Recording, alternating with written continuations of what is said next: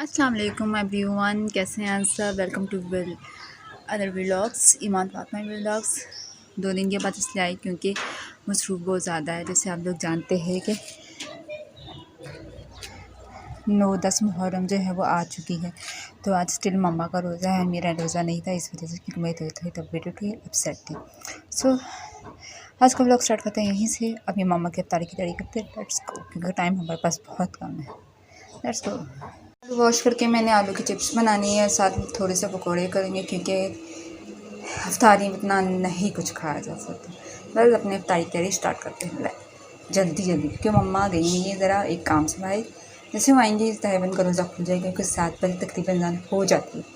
सो हम करते हैं अपनी अफ्तारी की तैयारी और आप लोग व्लॉग एंजॉय करें, साथ साथ रहिएगा, बहुत मज़े का व्लॉग होने वाला है जी। मेरे पास ज़्यादा टाइम नहीं है, क्योंकि बहुत ज़्यादा मुझे पकौड़े भी फ्राई करने, तो मैंने जैसे पहले मसाला फ्राई किया था, सेम वैसी मटेरियल मैंने लेके और फ्राई करने लगी हूँ। क्योंकि मैं साथ से रेसिपी आपको बताऊँ तो बहुत ज़्यादा टाइम लग जाएगा, तो इस वजह से मुझे रोज़े की भी तैयारी करनी है, क्योंकि आज मुहर्रम की 9 मुहर्रम है। और 9-10 मुहर्रम का ऐसा होता है कि आपके काम बहुत होता है, आपने न्यास बांटनी होती है, दुआएं शुआएं नमाज़ वगैरह पढ़नी होती है, क्योंकि ये दिन 2 दिन क्या ये पूरा मुहर्रम हमारे लिए बहुत ज़्यादा अहम होता है।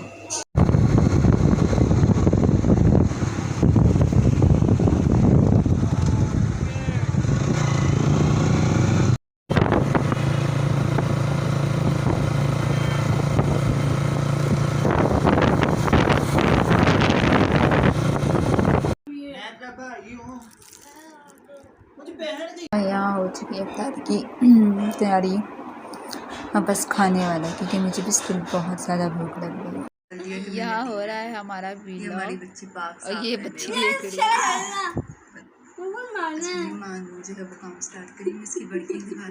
अच्छा जी, रोज़ा तो रखना था, लेकिन इस टाइम जब आपको भूख लग जाए तो आपके सामने कोई ना कोई चीज़ खड़ी होती है, क्योंकि आजकल मैं अपनी डाइट जो है वो बेहतर बनाने की कोशिश कर रही हूँ, क्योंकि बहुत ज़्यादा वीक हो चुकी हूँ। रीज़न नहीं पता क्यों, लेकिन फ़िलहाल इस अपनी डाइट में थोड़ा फोकस करेंगे इंशाल्लाह ताला।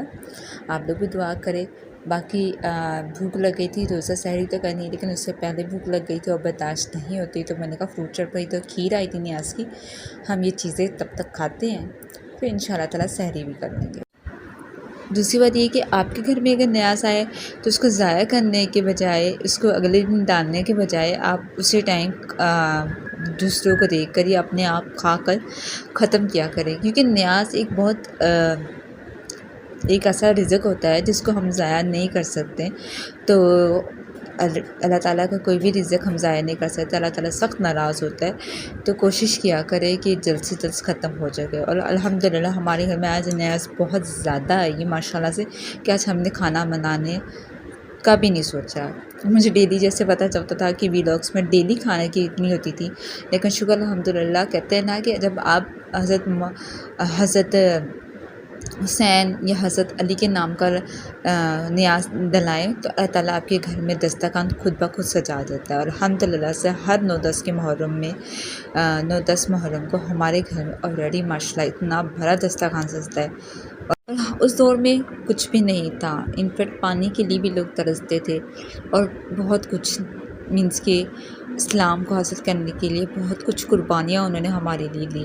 और आज अल्हम्दुलिल्लाह अल्लाह ताला ने हमें हर एक चीज़ दी, तो हमें अल्लाह ताला की हर एक चीज़, हर एक नेमत का शुक्र अदा करना चाहिए, जितना हो सके शुक्र अदा करना चाहिए, जितना हो सके, क्योंकि ज़िंदगी की मौत का कुछ नहीं पता। इसलिए जो भी मिले खुशी खुशी खा ले, और गुरूर तकब्बुर छोड़ के आगे की ज़िंदगी जिए। हर इंसान को अहमियत दे, चाहे वो गरीब हो या अमीर हो, क्योंकि अल्लाह का बंदा, अल्लाह की नज़र में हर बंदा एक जैसा है, तो हमारी नज़र में क्यों अलग है।